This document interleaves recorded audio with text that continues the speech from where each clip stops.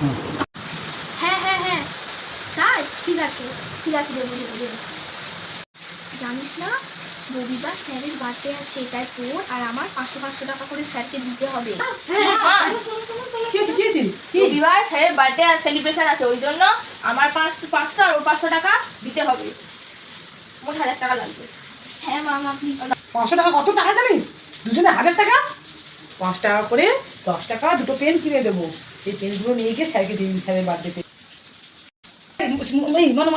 দেখ এই যে 3টে শাড়ি, দেখ এই 3টে শাড়ি হচ্ছে অর্ডার করে দে, বুঝলি?